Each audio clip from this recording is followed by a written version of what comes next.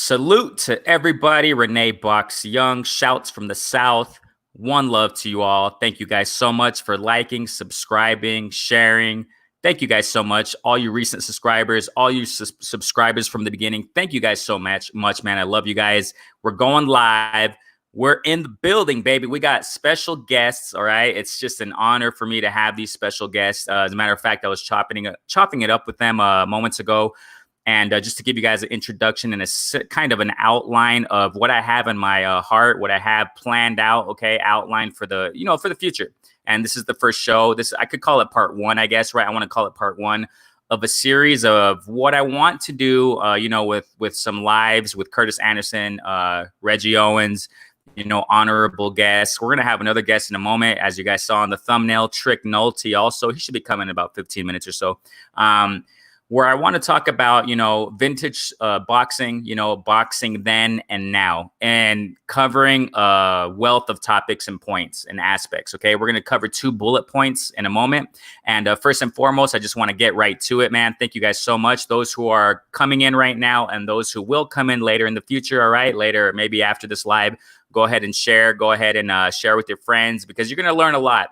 That's why for me, it's a big honor to have, these guests with me. It's an amazing honor. I love it. And, this community, it's awesome, man. It's awesome. We all hear one another in our different channels, and, we just all grow in the sport, man. It's a beautiful science. It's a beautiful sport, a very unique sport, right? And first and foremost, let's go ahead and introduce our guest, right? Boxing Conversations with Reggie Owens. What is good, brother? How you doing, man? Man, I'm doing good, man. I'm happy to be on here to have this discussion on boxing, man. The sweet science, man. Can't wait till we start it up, get the rolling, and it's an honor being on here with the boxing encyclopedia. More than historian Kurtis Anderson, he's a boxing encyclopedia. So happy to be on here and happy to be on with you, my brother. Yeah, it's such a beauty how, the sport of boxing, it just connects, international, it breaks the barriers, connects international communities. You know what I mean? That's why that's another thing I love about the sport, man. We just connect, and just talk about what we love, the passion of our lives. You know what I mean? One of the passions of our lives is the sport of boxing. And I just love how we can, collaborate, and share our ideas, share our, knowledge. And just as you said, man, more than a historian, Kurtis Anderson, how you doing, brother? Thank you for the kind words, Reggie Owens and Renee Box Young. You got a great platform. I like how you do things. You about professionalism and integrity. That's a winning ways of a good show when you have both of those attributes. People give me a lot of credit, man. Say nice things about my knowledge. I'm just a kid in the candy store when they talk about boxing. It's my passion. I had an ex-girlfriend says, your real girlfriend is boxing, and she was right. I'm 53 years old, knew about boxing. I was 7 years old. I'm still learning. I learned from you guys, man. And, you never stop learning, man. And, Reggie, he take a look at the old fights with people in the chat. That's a great thing, man. You ain't forget about the fighters of yesteryear. Renee Box Young, your boxing as well, man. And I'm just ready to talk some boxing. That's about it. Definitely, man. We got Stormy B, man. He's tuning in. Thank you so much, brother. It's an honor to have you tuning in, man. Lawrence Williams also, what's good? Shouts, man. We love you guys, man. Thank you so much for tuning in, you guys. And let's get right to this. Interesting stuff. Before we even get to the points that I brought out a moment ago, and that's in the description of the video on YouTube. You guys heard it, man. We're going to start out with Kurtis in a moment right here. You heard about it, you guys. I'm sure you have. Maybe you haven't. I guess it's called breaking news, right? But I guess it's probably not surprising news. Breaking news is not necessarily surprising, depending on from whom the news comes from. In this case, surprise, you guys. Well, I'm just saying it as a, cliche, I guess. It's not a surprise. Big Baby Miller popped dirty again, apparently. All right, man. If this is true, we're just going to start out with this, okay? Because this is like a, breaking news thing. So just today, I don't know how long ago, but it was really recent that, news is coming out from sources, quote unquote, right? That Big Baby Miller popped dirty again. I don't even have words there. I think it's It's a disgrace to the sport of boxing if it's true. I guess we can say innocent till proven guilty. I don't know, man. Kurtis, what do you think about that, man? Have you heard about it? No, this is news to me. I've been talking to my son and my wife all morning. I usually be up on breaking news, but I was kind of busy. Slept late. It's raining here, but maybe if he is dirty, maybe it's because of the last drug test. I don't know if it's still strands in the system. I don't know him and John Jones, and I don't know what to say. If he is dirty, man, then maybe I don't know. Maybe he has to be suspended. Again, I really don't know. Sometimes these fighters, they will do whatever it takes to gain an edge, and your test shows up positive. There's been many fighters who have popped dirty in the past. I'll tell you, man, boxing is such an underhanded sport. You have fighters that fought with Patton, took Patton out the gloves. That was Louis Resto and Billy Collins. That was on the undercard of Roberto Duran and Davey Moore. You have fighters that was injecting drugs into orange or pre-fight meal. That happened to Harold Johnson, former light heavyweight champion. Until we all know about Antonio Margarito. He fought this guy named Sebastian Lujan, where he knocked his ear off the side of his head. His ear was hanging down. I mean, it's been a lot of horror stories, man. And Jarrell Miller, Big Baby Miller, if he popped 30, then he should be suspended. You have to make these suspensions prolong the suspensions. 6 months, a year. I would say a year. You get caught again, 2 years. You get caught a third time, banned for life, and magically you will see them straighten up. And that's the only way. You can clean up the sport. Because boxing is a dirty game. It really is, man. So I didn't hear about it, but thanks for the news. I'm gonna look into it, man. And if that's the case, man, then I have no respect for Big Baby Miller, man. You have to be fair. Well said, man. I mean, well said. Like I said, innocent till proven guilty, man. I'm not. I mean, if it's true, I just like you, man. I kind of don't know. I don't have any words, man. I think it's just horrible. Horrible presentation of the sport of boxing. Horrible presentation of what an athlete represents, man. Bruce Goes, salute, brothers. Bruce Goes, a salute, man. Thank you so much for joining in. Welcome, brother. What about you, man? Reggie Owens. What do you think about? Did you hear about that?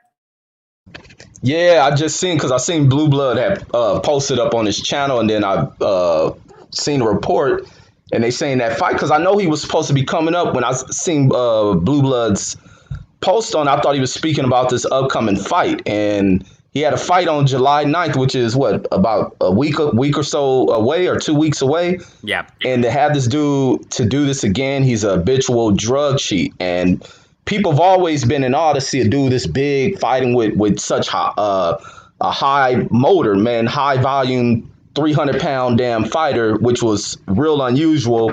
Then after the Anthony Joshua thing, when they find out this dude has all this substance in the system, you think he'll get his act together, and to go right into his second, go around of supposedly he's supposed to resurrect himself, and he comes out here and he fails the test again, causing them to cancel his fight. Now, when remember last year when he seen Eddie Hearn in New York, he's sitting up there begging Eddie Hearn like a damn slave to give him another opportunity. You think this guy be grateful? Bob Arum takes the risk, gives this guy a chance, and he F's Bob Arum. So Big Baby Miller has really F'd himself. He's F'd himself out of big time money, because no one can touch this dude. This dude's a promotional risk. For you to, it's promotional risk, meaning you invested money in these fools, putting on productions, and having to scrap them based on this fighter not living up to the real respects of what a prize fighter is supposed to be. And now, ultimately, what it takes for these dudes to earn livings, well paid off livings in the sport, is to be able to go out here, put on performances, stay clean, not dealing with suspensions, not making people behind the business look bad or making them regret things. And this dude is a big time regret.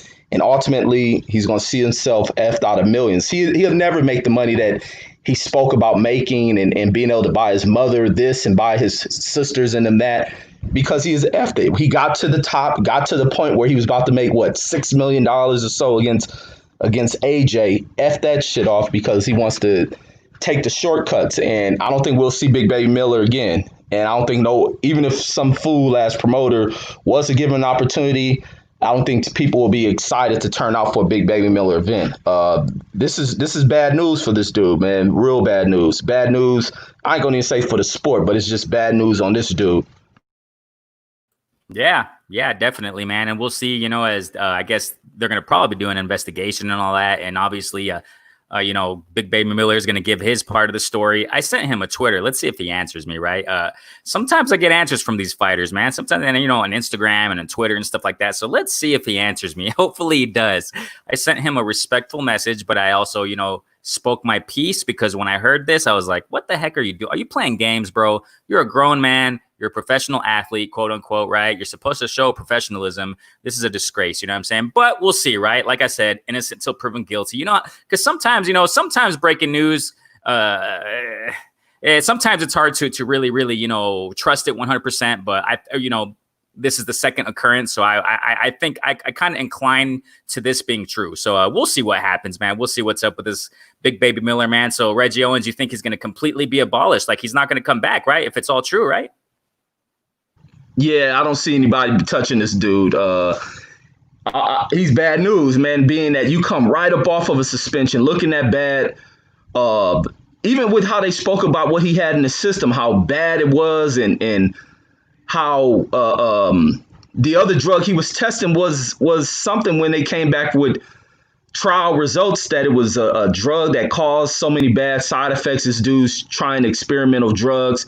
So it just showed the level in which this dude was willing to go to put an opponent at risk in order for him to be victorious because he doesn't want to put in proper discipline and training into getting there the natural way. So he does this, but then you come right into it because in my mind, I'm thinking this dude went about this level of getting right back on this shit based on what was going on. Coronavirus, even with VADA and all them other testing, speaking about the difficulties and challenges they were going to have with testing people and really not going out there testing people. So, and right as Corona hit, a lot of people were speaking of this. This is going to be the perfect timing when VADA put that out, that the drug cheats were going to be back on cycling through these damn drugs. And who was back cycling through this drug? The big time drug cheat, Gerald Miller. And he looks like a damn fool. This is a real bad look, man. But hopefully he don't go into a depressive state to where he's going to harm himself. But that's the other side you got to think of. But he's done it to himself. This career suicide by this dude doing that because he refuses to put in the proper work. But man, what a bad thing, man. This is some way out shit. Bro, I was thinking the same thing. Let's go to Kurtis in a moment concerning this topic. I don't want to get too much time on this topic with Baby Miller, but it's interesting. Just to start out.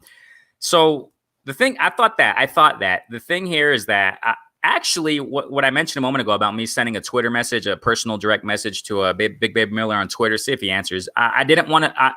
What you said, I took in consideration, bro, because I thought, you know what, I can go all out on him as a boxing fan, as a passionate enthusiast of the sport. I can just go out all out on him on Twitter. Hey, dude, why are you blah, blah, right? But I was like, nah, man. I mean, we got to also think on the flip side. He's human. This is a big blow, like you said, man. Imagine being on, in his shoes. But like you said, he deserves it, man. If he deserves the consequences. We're grown men. He's a grown man. He's not a baby, even though he calls himself Big Baby Miller, right? What do you think, Kurtis? You think he's gonna you think he can possibly go down into a depression or something like this if it's really true? Absolutely. Now if it's true he popped dirty, then he's gonna say, well, I popped dirty last time and it wasn't out my system. I haven't been doing nothing. Why would I take something I'm not fighting, even though he was scheduled to fight? So that's what his excuse going to be. And we don't know if he's still doing it or is just in his system. So, it remains to be seen, the story, the integrals will come out, if he's still taking and try to mask it, then he should be banned, man. He should be suspended for like another year, and the third offense should be banned for life. So, it's unfortunate for him because he missed out on a $6 million payday. And possibly Joshua would have been taken by him. I just thought that night Joshua would have lost to a lot of heavyweights. Miller, he just missed out on so much momentum, everything, man. So, we have to wait and see, and if the story's accurate or not, but it is news, man. And if it's true, unfortunately for him, man, he's going to be gone with the win. Seriously. Yeah, and we're gonna move on to the next point in a moment, but just to conclude here is that I remember when they faced off, right? Big Baby Miller and Anthony Joshua when they faced off. Remember when Big Baby Miller pushed Anthony Joshua out of nowhere, boom. And man, AJ like flew, dude. And I was thinking, that was before obviously Big Baby Miller popped dirty, before anybody had a clue that he was popping dirty, that he was, juicing up. When he pushed him, I thought, whoa. I was thinking in my head, AJ can get KO'd by this guy, man. Because you guys see how many feet did he fly? Did you guys see that? Remember that? Oh yeah, most definitely. He flew like 6 feet, dude. and if his bodyguard or whoever they were, his team didn't catch him, he would have went tumbling, dude. So like that made me think, man, Big Baby Miller has a chance to knock this dude out, man. But we saw he was juicing, so we'll see what happens, man. Let's go to the chat real fast, man. Yeah, what's up? No, it's weird that you say that, Renee, because Fury did the same thing to Wilder, and Wilder flew back. So it becomes, when you shove a fighter, and if you know you can push him back, it becomes a psychological advantage for the guy who did the shoving. So I did see that. I remember that caught my eye, just like Fury did Wilder, and Big Baby Miller did Joshua. That's correct. Very true. And I remember when Wilder did that to Fury. Man, Fury's a big guy, dude. He's humongous. I mean, we see him on TV, but I mean, if you go to real life and see that dude, oh my gosh, dude, he's a giant. That guy is, and for Wilder to push him how he did, man, Wilder's a strong guy, man. Strong guy. All my respects to Fury Deontay Wilder. I'm sorry? Fury pushed Wilder back, and Wilder went flying. But I think Wilder pushed him also, didn't he? If he pushed him, but he ain't going nowhere. But Fury pushed Wilder, and I remember Wilder flying back, and I was like, uh-oh.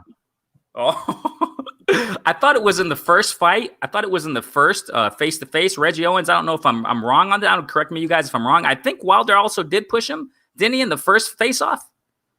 Yeah, he lifted in the second one. He lifted Fury up and pushed him back, and then Fury pushed him back. Okay. Yeah, he lifted him up. Yeah, that's what he did. Wilder lifted up Fury. Yeah, and then Fury pushed back, and Wilder's a strong guy, dude. And what Kurtis Anderson is saying right now, man, Tyson Fury also, man. I mean, those guys are giants, dude. And wow, heavyweights pushing each other like that, man, and lifting them up off the floor like that, man. Those guys are powerful guys, man. Stormy B Man says right here, Big Flabby Miller, oh my gosh. That is all. Drop the mic right there, man. Definitely. Cursor's in the building. Salute, Cursor. One love. Thank you so much, man. Welcome, bro. Bruce Go says, Reggie and Kurt with Renee, you guys kill it. Thank you so much, man. We appreciate it. Thank you guys so much for being here. Stormy B Man says, a leopard cannot change it. Yeah. Concerning Big Baby Miller, yes. That's the thing here. I mean, I personally think I incline to this being true, as far as Big Baby Miller popping dirty. Obviously, they're going to go on investigation. Obviously, he's going to try to defend himself, blah, blah, blah, right? But I kind of, the leopard can't change its spots, man. I agree. Cursor saluting everybody here. Yeah, what's up, brother? Boxing conversation. Reggie Owens also salute. I think we had somebody else here also. Wow, Mahari Nation, too. Man, thank you so much for tuning in, brother. Hamza, salute, brother. Saludos, amigos. Saludos, compa. What's going on, brother? Everybody else, man, if I missed anybody. D-Bid03, thank you so much, man. Salute to you, brother. Everybody who's here, thank you guys so much. Let's get to this first point. Like I said, Big Baby Miller wasn't one of the topics, but it was breaking, so I just wanted to cover it, hear your opinions on it. Now, let's get to this first point of the show, man, now I want to talk about I sent some this email of these bullet points to the brothers, man, and I want to talk about a little bit, connect like I did it, like I explained at the beginning of the show, vintage boxing and comparing it from then and now, okay, and there are several aspects I want to cover, several points, and before we get into it, just to let you know, just in case the internet, sometimes it happens like that. Internet freezes up or what have you. It's international. So just in case it freezes up, just in case it cuts off, we'll be back as soon as we can. You know what I mean? But I don't think it'll happen, but it'll be all good. So the first topic I want to cover is boxing promoters. All right. We got to understand, man. Actually, I think Reggie Owens last night on Stormer B. Salute. Go subscribe to Stormy B. Go subscribe to Reggie Owens. Go subscribe to everybody here in the chat. Lawrence Williams, everybody in the chat, man, who has content, who pushes content, right? Go subscribe to them. I remember, I think Reggie Owens, correct me if I'm wrong, you said last night in the live, on Stormy B Man's live, that the sport of boxing, you said something along, I'm paraphrasing, you said something along the lines that it's so there's so much to learn. There is so much to learn in the sport of boxing. It's such a beautiful sport, right? And there are so many aspects to cover. And this is one of them. This is what I'm getting at here. This is one of them, okay? This is one of the aspects I want to cover is boxing promoters, right? We know, I want to kind of start with Don King, but, depending on your guys' knowledge, I'm sure you guys know a lot more, maybe you'll go even before that, before Don King. Don King is one of those, I guess we can say iconic or, really memorable boxing promoters in the history and the sport of boxing. Don King, man. A lot of people sometimes focus on negative aspects of him, but I want to focus on some positive aspects also. I don't just like to criticize people and not give positive aspects. You know what I'm saying? So, we know that he promoted a Rumble in the Jungle, right? Amazing fight between two legendary heavyweights, Muhammad Ali and George Foreman. Also a Thrilla in Manila. Also, I think that was Ali and Frazier, right? So these guys, Don King and, the fighters that he had in his stable and stuff, Now, what I want to get at is this. How do you see the difference, or how can you compare? Okay, we'll start with Kurtis. How can you compare boxing promoters from those days, Don King specifically, and boxing promoters now? We have right now, obviously, Bob Arum. We got, Eddie Hearn. They're in the mix. Luda Bella, right? Al Heyman, who has a platform at PBC. You got, who's the other guy? Who's the other guy in the UK? Eddie Hearn. Eddie Hearn. The other guy. There you go. Yeah, Frank Warren. You got Frank Warren. You got Oscar De La Hoya. Now, these guys, okay, they have their pros and their cons. I think some of them have more. Some of them have more pros than cons. No, sorry, more cons than pros. So do you? Okay, Kurtis, do you think that somebody like Don King, right? Do you think boxing promoters now are similar to how Don King ran the boxing industry, ran the game, ran the sport, the business side of boxing, as far as, the events that he pushed? Do you see a similarity between him in those days of the sport of boxing and promoting and the promoters now? How do you see it? Well, the big difference between promoters in the past, like the first big super promoter was Tex Rickard. Way back in the turn of the century, he had Jack Dempsey. Every promoter wants a face. Jack Dempsey was as popular as Babe Ruth. He was making even more money, because boxing in the 20s and he became champion in 1919. He was very popular and he was beloved. So Tex Rickard, they always look for a fighter, but they also look for a star. Jack Dempsey was a star because of his mauling, frightening knockout power, and he became beloved. So the fighter makes the promoter look good, and vice versa. Tex Rickard came to New York. He was a super promoter. And you had like Bob Arum, who promoted a lot of great fights, who've been around forever. Bob Arum used to work for the Kennedys, the John F. Kennedy regime. He was an accountant, lawyer. And he was just Muhammad Ali's secretary. And Muhammad Ali taught him about the game, taught him too much. And Top Rank used to be Main Bouts. That was supposed to be Ali's company, but Arum took it and called it Top Rank, and the rest is history. Bob Arum didn't know nothing about boxing until Ali taught him. He's the fetch coffee and stuff like that for Ali. Seriously. And, he learned just like Klein did for Sam Cooke, the great soul singer, and he took over Sam Cooke's company. So it was very similar, and of course you had Don King, who was a number runner, and Cleveland, who killed, I think, 2 people, and he was in bed with the mob in Cleveland, and he had a vision, and he had the whole heavyweight division. He had so many fighters, man, and if Don King could get over on you, he would. It's nothing new. Promoters been doing that ever since Tex Rickard. Don King was just visible with it, but he put on the best cards. He put on a card in 94, 95 where it was called the rematch. It was 5 championship fights in one night. That's incredible. That's incredible. His cards was like great, man. And the difference between now promoters, like, because Al Heyman is a promoter. I don't care what anybody say, he's a promoter. I know I can't say what he does behind the scenes because somebody know him that I know that told me everything, but he's a promoter. He just go through people and tell them what to do. But, like Frank Warren and Eddie Hearn and Oscar De La Hoya, there's not a crossover star today. You have popular fighters like Saul Canelo Alvarez and Deontay Wilder and Tyson Fury. Those are very popular fighters, and Anthony Joshua. But you need a star to drive the sport. And this where yesteryear boxing and fighters different from today's promoter and fighters. When Muhammad Ali and Sugar Ray Leonard and Mike Tyson, De La Hoya, for the past 50 years, you only had like 5 fighters who can, put boxing on their shoulders, and you knew who the promoter was because you knew who the fighter was. You see the fighter in press conferences and the promoter was beside them smiling. You know who they were. Don King was visible. Don King was like a fighter because everybody know who he was, but today it's just different. Fighters is not as good as yesteryear's fighters, but you have some good fighters today, and I don't want to just rank on them, but boxing as a whole is not what it used to be. Boxing used to be front page, not back page.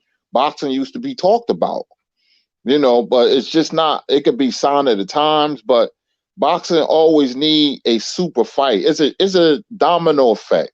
If a fighter fought dangerous fights, people know, they pay attention, that fighter becomes popular. Not beefing on social media. Spence and Crawford should have been made. Joshua and Wilder should have been made. Canelo and Charlo should have been made. You see the fights I'm naming?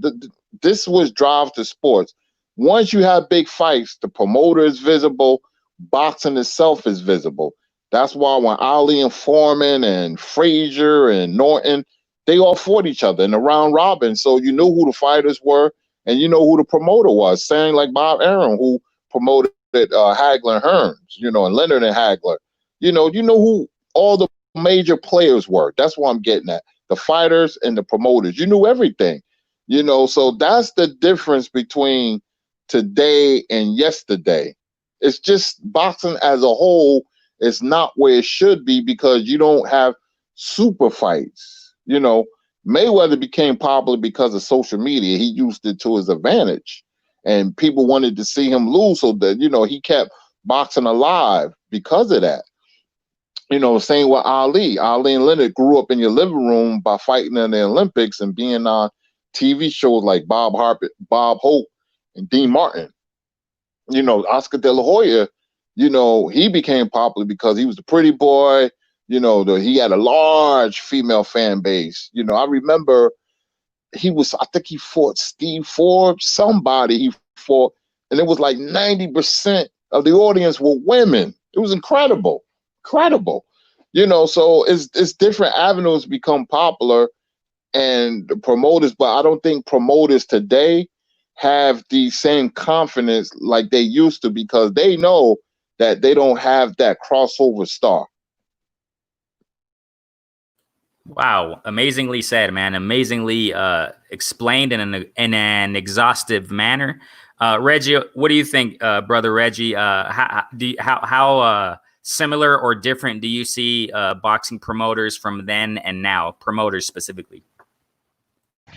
I think promoters now stand in the way, like Kurt was saying, man. You don't see the super fights anymore, and you have where people are playing this side, that side of the street type stuff, and due to some of the promotional companies dealing in a kind of cash cow system, they're not willing to put their stars at risk of suffering losses, and that's an unfortunate thing. Don King, like they were saying, Don King is known for some of the most legendary events within the sport of boxing. His name is attached right behind it.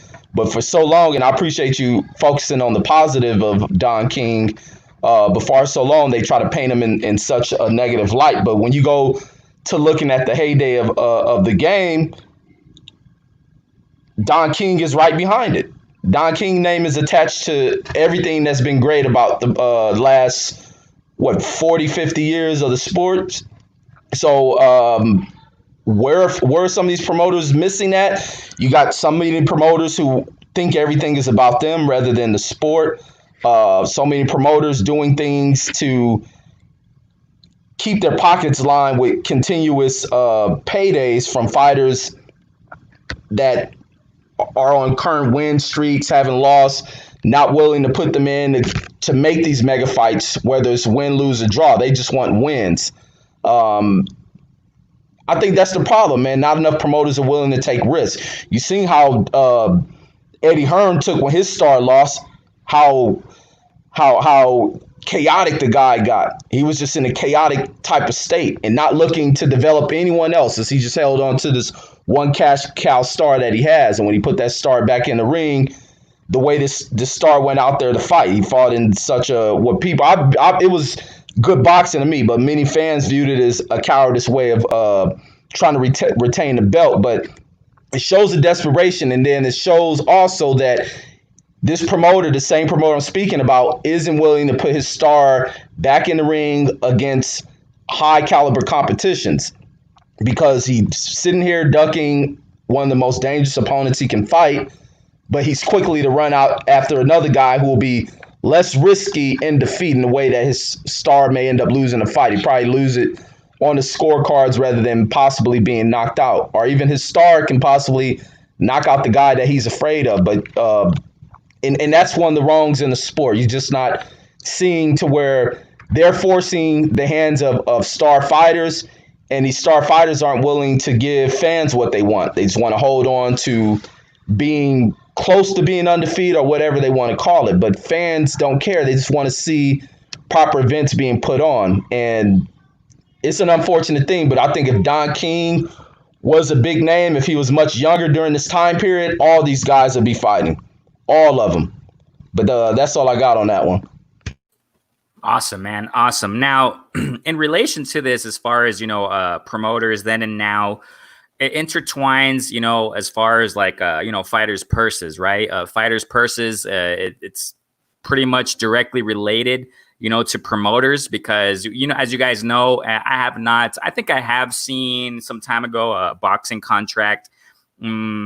Boxing contracts, differentiate between fighters. It depends on the, status of the fighter, and their, how elite they are, I guess we can say, how many wins and their, their record and things like that. So, boxing contracts, differentiate. Now, do you guys see it like, do you guys think that promoters back then, in the sport of boxing and now, do you guys think that the purses were fair? Now, that's kind of something I want to touch on too, because, you look at like Kurt just mentioned a moment ago about Dempsey, if I'm not mistaken. Dempsey was making more than Babe Ruth in those times.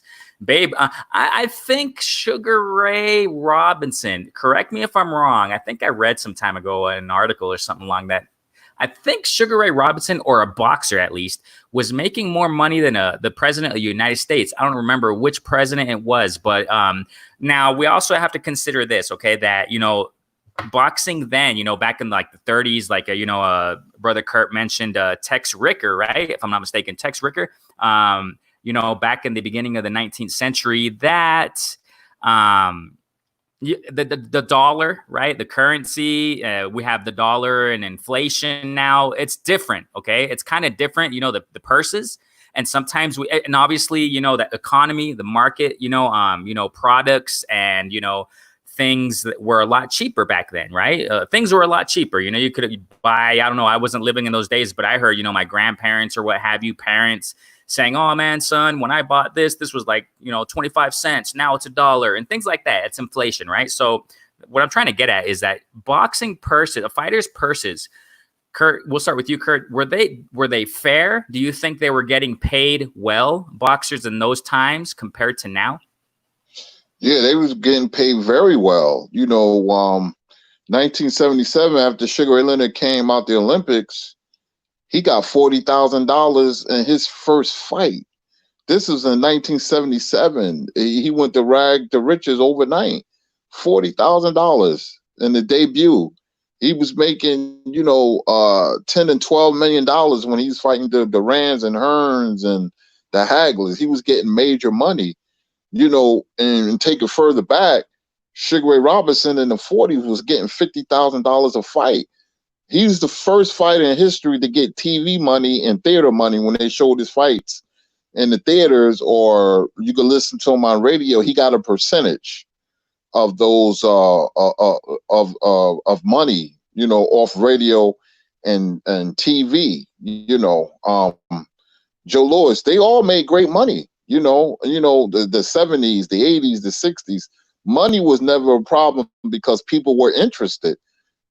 People, if they're interested, they will come out, and regardless of their depression, they will come out and spend the money. Those fighters made a lot of money. So the purses was more than fair. The trick to boxing and people is that you have to put on a great fight. So there's money to be made. Fury and Wilder made a ton of money. If Fury fights Joshua, they're going to make a ton of money. So the money will be there, but you need the two combatants to stir interest so you can capture the imagination of the public. Quick question on that topic, just real fast with Kurtis, real fast.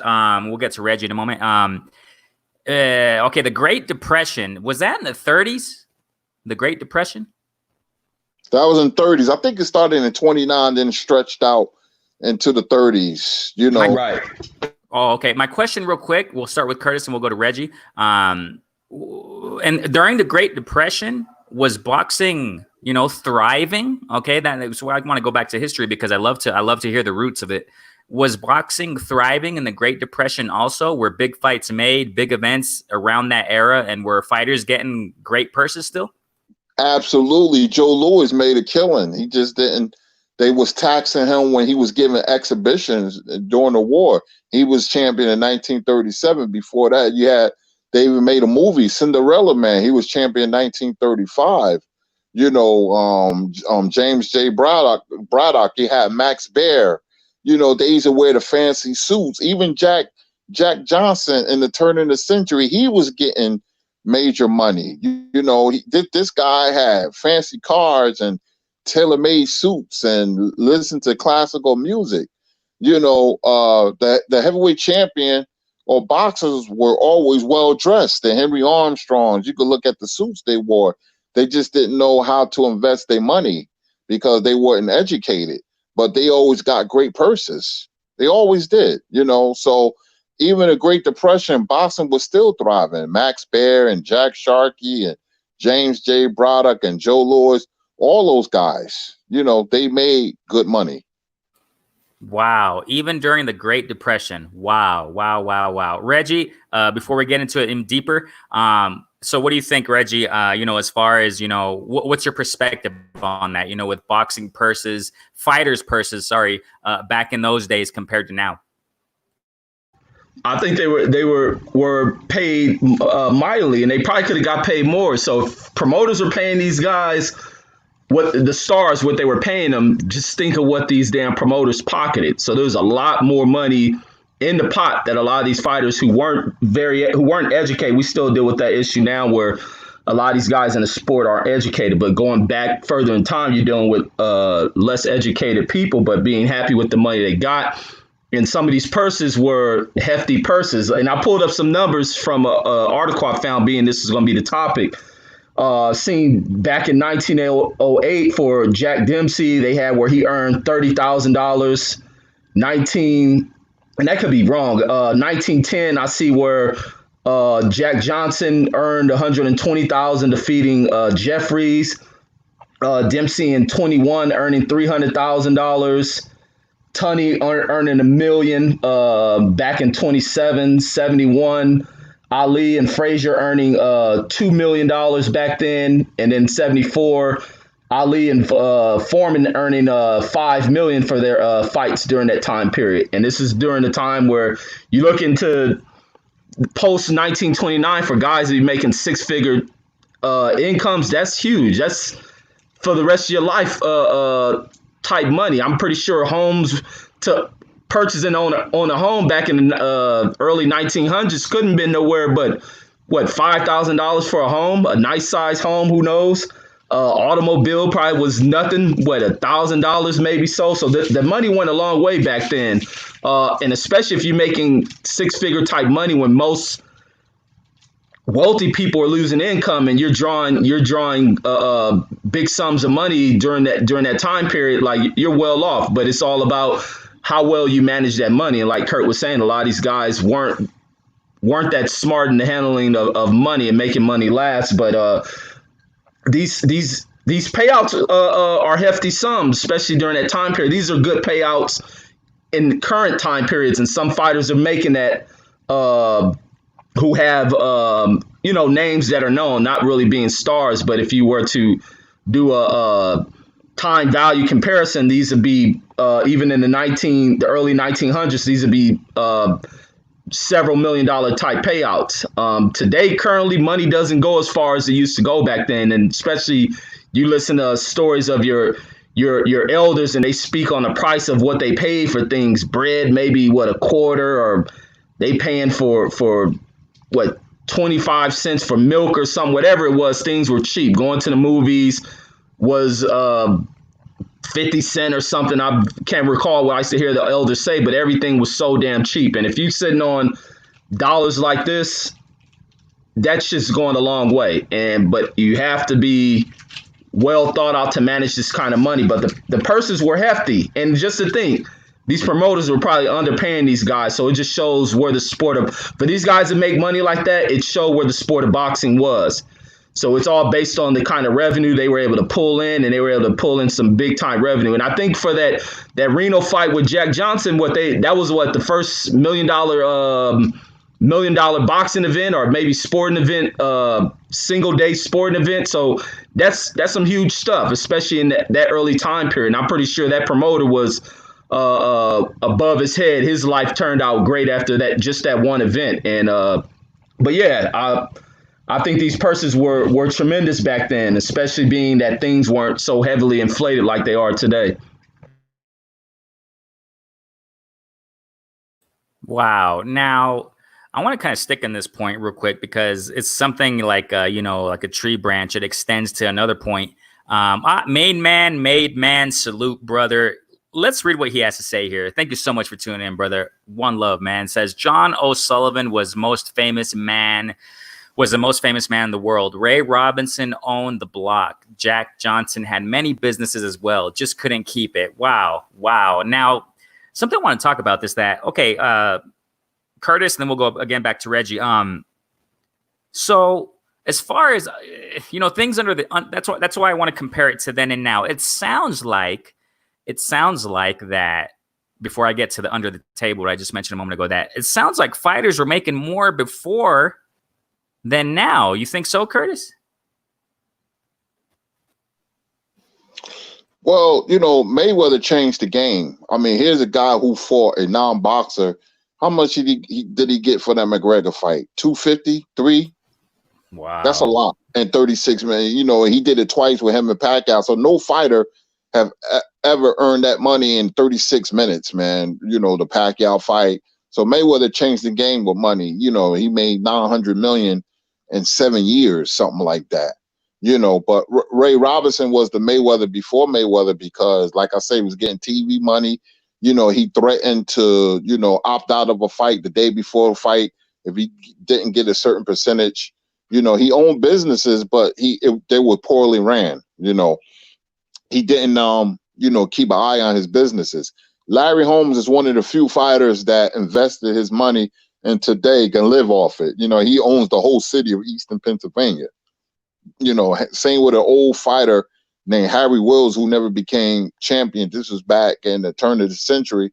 You call him the Black Panther. He invested his money, became very wealthy.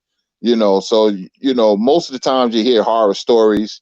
You know, fighters don't have anything. Trinidad went broke, and you know, is sad. You know, Mike Tyson went broke, but fortunately for Mike Tyson, he can live off the name. He has the weed dispensary, and Sugar Ray Leonard, they will always have jobs because of their names, you know. But fighters who are the least educated, all athletes, usually lose their money because they don't vest right. But you know, the money is always going to be there because boxing itself is a compelling sport. You know, somebody like Deontay Wilder who's making a killing. Look at Tyson Fury who's making a killing, especially the heavyweights because that's the pinnacle of boxing. When you have a heavyweight who can captures the public imagination like a Muhammad Ali or Joe Louis or Mike Tyson or Jack Dempsey, they're gonna make a whole lot of money, you know, especially if they have the opponents. Like Sugar Ray Leonard was lucky to have the Roberto Durans and the Marvin Haglers and the Tommy Hearns. He made a killing. And he only had 40 fights. People don't realize Sugar Ray Leonard had a very short career, but it was impactful because of the opponents. You have to have the right opponents. I mean, look what Terrence Crawford was going through. I don't want to stray too much, but everything ties into each other.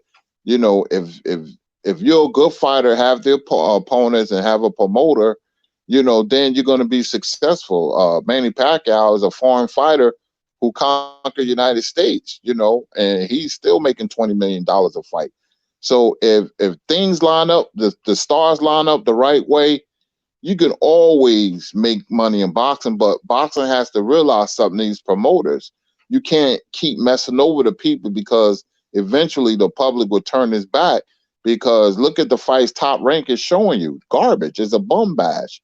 You know, a lot of super fights can be made in boxing as of today, but it's a lot of posturing and it's just people talking smack on social media. So the whole sport suffers. Most definitely, man. Amazingly explained as always. Reggie Owens, how much money do you think, or a percentage, and Kurt, you can chime in after that. How much money do you guys think then and now, Reggie, are promoters pocketing? Because you mentioned that a moment ago, and I wanted to touch upon that tip. That you know, even though or despite the money, the amounts of money that, you know, fighters made back in the days, even in the Depression era, the Great Depression, they were making loads of money. Unfortunately, because of the lack of education and things like that, right? It wasn't administered properly, right? But how much do you think promoters pocketed then and now and are pocketing now? And really, you know, how much money is under the table to these promoters, man? How much? Do you have any idea, Reggie? I think it's dependent upon who the fighter is and who they can pull it with. Because in this current age, a lot of fighters are becoming more aware of the money that's out there, where money comes from. So a lot of them are checking on the numbers. But you deal with a lot of up and coming fighters. It just depends on where that fighter is within the game, on what type of questions they're willing to ask, how engaged they are when it comes to that side of the sport, and if and who they have representing them. Some of these guys entrust themselves with some of the dirty managers that are out there who are going to work in be in cahoots with some of these promoters that are out there, and they're just not following their career. They expect everything to be trusted through what a promoter says they're going to do, or they expect the promoter is going to promise and live up to. So those type of fighters probably getting pennies on the dollar, maybe 30. I don't know. I don't want to put it that low, but they're probably still being ripped off in a very bad way, because you hear the horror stories after careers. So they're probably being ripped off a lot. But some of these other fighters who've come up to levels of stardom, and they have the right people around them, the proper mentors, parents are both there. They're checking on their money. They're knowing where the revenue streams are coming from, but it also depends on what you're writing into your contracts as well, and how many people you're paying out. Because I think boxing contracts are purses is the most ridiculous shit I've seen, to where so many people are pulling money away from you. Promoters are getting money on one end, setting up events, finding other sources of income. Then on top of them setting up a purse for you, they take a piece of that. A manager takes a piece of it. A trainer takes a piece of it. A government takes a piece of it. And it's ridiculous, man. It's so you have to ensure you dotting all the I's and crossing all the T's when you're looking at your paychecks, and you want to make sure where things are coming from. That's what I think transitioned Floyd into being able to make the money he made, is learning the business side of this game, not just being so heavily dedicated to your craft and trusting those who wear suits to be angels and do right by you. It was when this dude started to figure things out, seeing where money was coming from, not even just him doing that, but finding a guy who was righteous enough in Al Heyman to teach them this, seeing where all sources of money come from, because there are tons of sources that the cash flows through in boxing, and some of these fighters just aren't paying attention to it, and promoters love those kind of people. The same thing you see in the music industry. To me, boxing and music, business-wise, is one. It's all one, and that's just the way I see it. So it just depends on the fighter, on what they get and what they don't, because some of these fighters aren't going to ask the questions. Some people are afraid to ask the questions. They think if they ask a question, they're going to be cut off from their money, and that's kind of what I think you would the Terrence Crawford situation can be, where he just doesn't want to rock the boat too much when it comes to the personal finances. 3 points, whatever Bob Arum guaranteed money for to Terrence Crawford seems like pretty good money. He doesn't want to mess it off, but if he trusted and believed in himself, there's greater sums of money that can be coming into him if he did business on his own. Because in my opinion, the dude's one of the baddest guys out there in the game. I don't care what nobody said. Crawford is one of the baddest guys in the land in boxing, and I think he should have been a guy that managed out his own career and kind of elevating the opposition that he's facing, because there's big time money out there for the guy, and especially with the build that's building up around him, possibly fighting some of the big names, these Spences and all that. There's big time money that's being left on the table, because it's possible that his promoter is not putting out all the money that's out there for his events. But that's all I got. Right on, man. Amazingly said. Also, Kurt, historically speaking, back in the day, do you think, or do you know of, fighters and their purses and with promoters, were they robbed big percentages? Like you said a moment ago, like now, just like what Reggie Owens was explaining, that nowadays we see fighters with lawyers next to them. Even if I'm not mistaken, Canelo Alvarez, he has a lawyer with him. Well, when it comes to fighting contracts, he doesn't. And you guys, I'm sure you guys heard that. This comes from a couple years ago and up to this date, that it looks like Canelo and Oscar De La Hoya, looks like they kind of have a rocky relationship, because of the, I guess the sketchiness of Oscar and, as far as contracts and money and stuff like that. And last I heard, Canelo has a lawyer next to him, man, when it comes to signing contracts. So I think Ryan Garcia also, and, just fighters, it seems like nowadays they need lawyers next to them. That's another bill they got to pay right there, and just like, Reggie said that, that fighters, it seems like they have, they need mentors. It's not an option now. They need mentors as far as when it comes to signing contracts, and those business side aspects. Back in the day, Kurt, What was that common, or I mean, was a bigger portion being pocketed by promoters because of the lack of mentorship and lawyers that fighters had back in the day? Well, let me tell you this: Mike Tyson lost $300 million to Don King. And Mike Tyson beat him Wow. up. That was in Beverly Hills in front of a hotel, and Don King never went to the police, so he figured $300 million was worth a butt whooping. Tim Witherspoon once paid Don King 85% of his purse. That's why they have the Muhammad Ali Act, because of his son, Carl King. He was the promoter and the manager of both fighters. Tim Witherspoon, I forgot who the other fighter was, a heavyweight, of course. And you can't do that as a conflict of interest.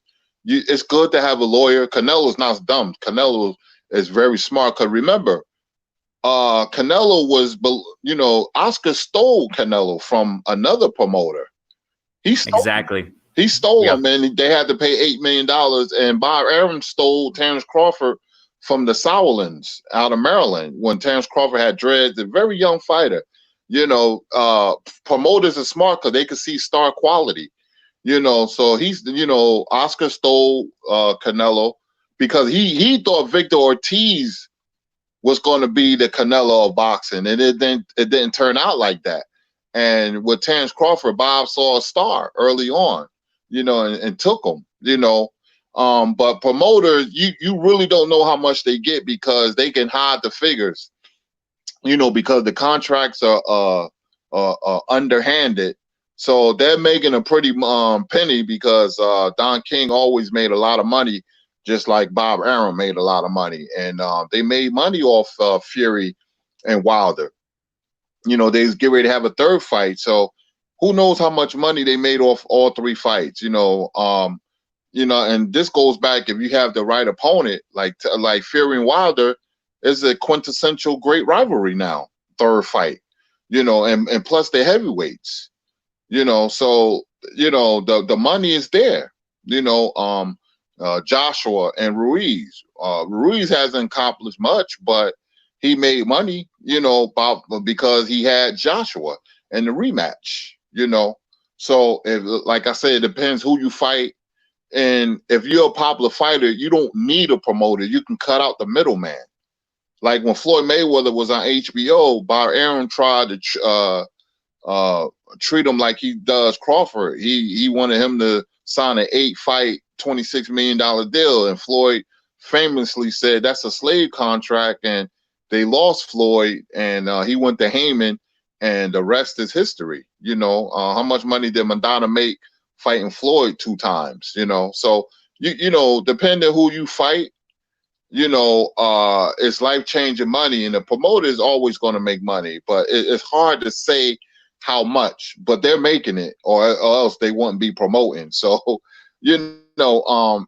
everything is one hand washes the other, but once you become popular, like a Mayweather or Pacquiao, Manny Pacquiao never needed Bob Arum. I don't know why, for the life of me, why he, could have just ventured out on his own, and cut out the middleman, and became his own promoter. But these promoters, they prey on the lack of knowledge when it comes to fighters, because like I said, they're fighters, they're gladiators, and they're not the smartest. Now, there's been certain fighters who, like I said, invested their money, but the Eddie Hearns and Oscar De La Hoya, look how he's treating Ryan Garcia. He's trying to undermine Ryan Garcia by giving him $50,000 a fight, and then say he fight this guy $200,000. Ryan Garcia could be making $500,000 a fight. He has a lot of star quality, but that's the promoters. They're like leeches. They're like used car dealers. Yeah, when you said used car dealers, I just thought of Eddie Hearn. That just popped into my head.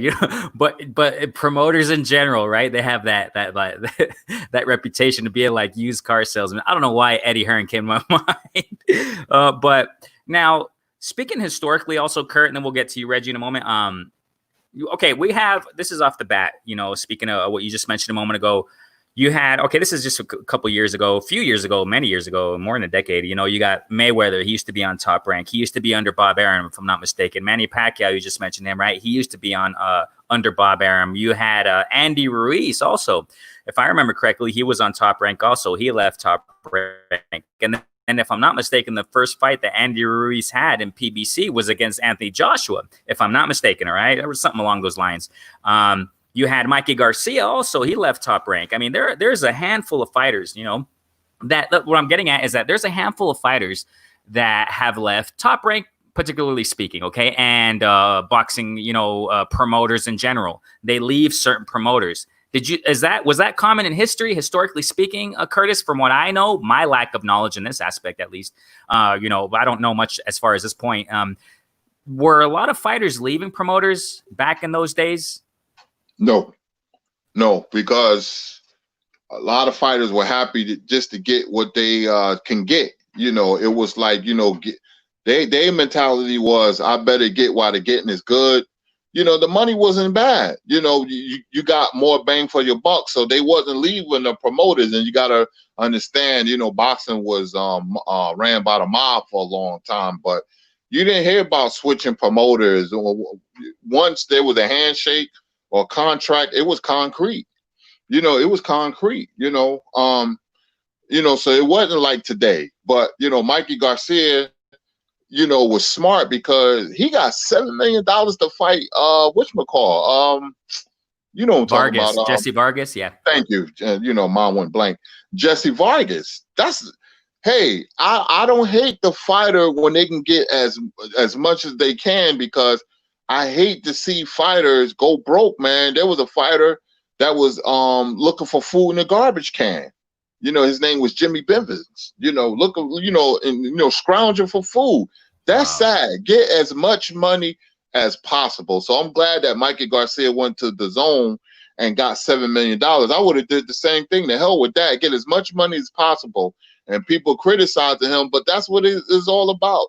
They train 8 to 10 weeks and then fight, and things can go left in the ring.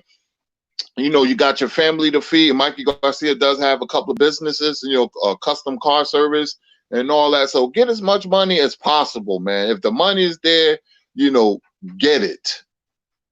This is exactly why I brought this point up. This is exactly why I wanted to talk about this. A lot of people ignore what is, you know, the business aspect of boxing.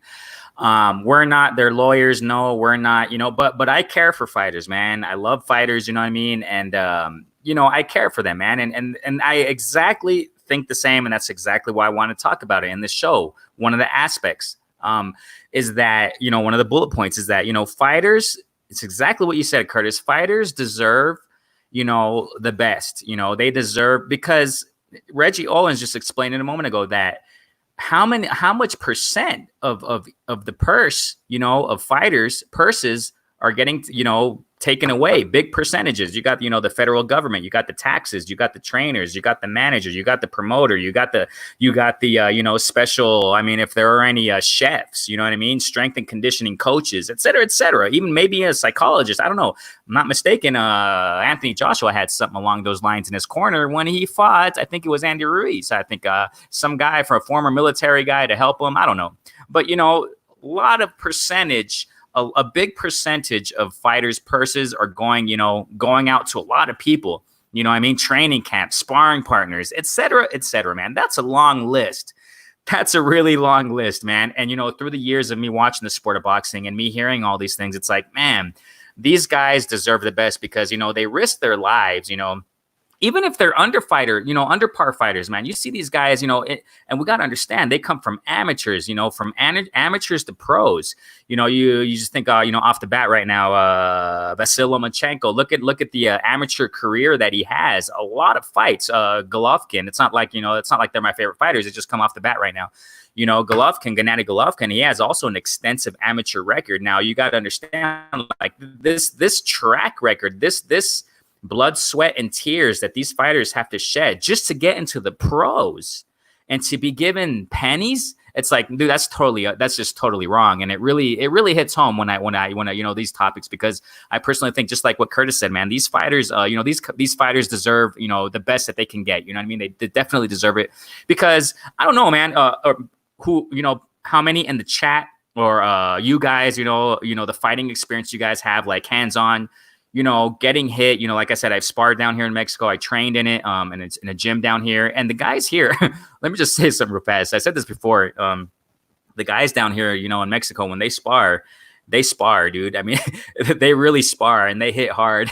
You know what I mean? And I'm talking about having the headgear on. Just getting hit, it's like, wow, that really wakes you up, man. You know what I mean? It really wakes you up. So, and then I sometimes imagine, and I reflect, and I'm like, man, these fighters get in the ring, no headgear, full-blown combat. Dude, we got to respect that. You know what I'm saying? That's why I personally think it hits home, because, I think that these fighters, they deserve the most that they can get. You know what I'm saying? Reggie Owens, real fast. Reggie Owens, what advice do you think you can give to fighters nowadays? Like, when it comes to, an amazing, fighter who has potential, who has amazing talent, who apparently sky's the limit for this fighter, he's up and coming or what have you. What advice would you give a fighter and say, hey, be careful for this, be careful for that? How would you guide a person, a fighter like that? Would you tell him, hey, be careful with this promoter or this and that? What would you tell him to be careful of? The snakes in the game. That's why history is so important. You just gotta follow the historic factors that are out there. You gotta do fact finding, study historics, study some of the tricks of the game, because all the stories are out there, and you have to take heed to stories that are being put out there. So many people will hear these sad stories of what went down with certain fighters, and people always have this response of, that won't be me, that won't happen to me, and those are the ones who it happens to. And people have to take these stories into account and understand them, and look at, and not just hearing the stories, but hearing the names that are involved. And when you hear about some of this snake shit, believe they are snakes. And also the other thing, like the other story that's currently playing out, and we speak about boxing, but the other fighters on the other side of the game in the MMA, they're dealing with the same shit. And there's this big movement going on. And this is why that old crook Dana White talked about trying to come into boxing, because he sees a swift movement that's about to occur over in the MMA. And those fighters are being raped in one of the worst fashions you can see fighters being taken advantage of. And what, matter of fact, is what Dana White is doing is what was being done to boxers before this Ali Act thing. This dude, Dana White, gets to set up ranking structures, which they don't have a ranking structure. He gets to set up the pay pyramid. He ruined these fighters from being able to have their own personal sponsorships outside of their purses. Dana White and the UFC pulls in all concessions, gate money, all sorts of revenue. If they pull in an event, they may only pay out 10% of the revenue generated from a fight, whether that's television, revenue pulled in at the arena, merchandising, all that other stuff goes strictly to the UFC based on how they have these guys locked in these slave contracts, changing over the sponsorships with the Reebok deal. Matter of fact, there's a fighter over there, wasn't a Sean O'Malley, who just recently spoke about where he had merchandise that generated $1 million in revenue for Nike, and he only ends up pulling in $3,000. And this is the type of slave crap that these fighters are dealing with. And this shows you when you don't have protections out there, and the UFC fighters don't have protections, but you have a league of fighters that are going out to Congress, are speaking with congressional members of Congress, trying to get themselves included under the Ali Act. They're making a big time movement. And I've been reading and hearing on that stuff that there's a big movement, because this fool's over there raping these dudes where he don't put in no fucking work. His bald ass head just sits up there in a suit, sit on the stadium. And then to listen to that punk, I really hate Dana White because he's a bitch to me, but to listen to him sit on stage and criticize fighters based on performances or what they didn't do, and speak about them being bozos or stupid and this and that. And to hear about even a John Jones level fighter never pulling in $1 million payday, that's ridiculous. That should be illegal. And the advice is for fighters to understand. You have to come up with some type of laws. You have to unionize with other fighters. Fighters need to set aside the egos of jealousy and feeling that they're bigger than this and that, and start getting rules put in play, business side rules that add protections to where they ensure that they maximize the money that's generated for them. Right now, currently, what UFC fighters are facing is, and you've been hearing this recently, is a lot of fighters are telling them open up the books. They want to see what is being brought in. Currently, under there's no protections of laws to where Dana White and them have to reveal or disclose how much money is being brought in for events. They don't have to show any of that. They hide it, and people are estimating that UFC may pay only 5 to 10% of the money that's generated for their events, and that's a huge win for the UFC and also for Dana White. And that's the reason why, because to me, I thought that company that brought the UFC, they overpaid for that shit. That the UFC was overvalued for anybody to pay $4 billion for it. But it shows based on when they pull on an event of how much of the money that they're keeping. And that, I think that's wrong for these fighters to dedicate, sacrifice themselves, and only to get in chump change, and that's BS. But boxers, some lower level boxers deal with the same thing, but they have to be more mindful of learning the history. That's why history is so damn important, and a lot of people just don't want to learn, and that's the problem. People do not want to learn because learning takes time, and people don't want to put the time in. But if you don't put the time in because of short-term goals, in the long term, you're gonna find yourself digging through the trash when it all comes to an end. But they have to be more mindful of wanting to educate themselves and learning more from past era mistakes and not exclude themselves from it, because it can what happened to someone else can definitely happen to you as well. But that's all I got. This is exactly why I wanted to have this show, because that's exactly why with the points, you know, the points are focused on then and now. We have to understand the roots. We have to understand the history of these points, you know, to understand how, you know, things can be better now. Hats off. You just touched upon an important point there, that, you know, hats off to all UFC fighters. We definitely, man, my heart goes out to them. I really don't watch the sport. Sometimes I do time and time again, but, you know, like every once in a while. The last fight I saw, I think, was Ferguson and that other guy. I forgot the other guy, and he's the one who won. I don't even know the winner's name, right? But I even made a video on that. I talked about how boxing prevailed in that fight because, man, that other fighter was bringing amazing boxing skills in that octagon. But you know, you just said something so you know, it's atrocious how you know, these UFC fighters are not getting what they deserve. They are getting paid pennies, dude, compared to what they have to go through, man. And man, what an interesting point you just brought out there, man. Now, I personally, real quick, this is what I want to get at before we continue another point. How are you guys on time, man? Are you guys good on time, or how are you guys? Good. Yeah, I'm good. Oh, awesome. Now, real quick, touching upon what Reggie Owens just explained.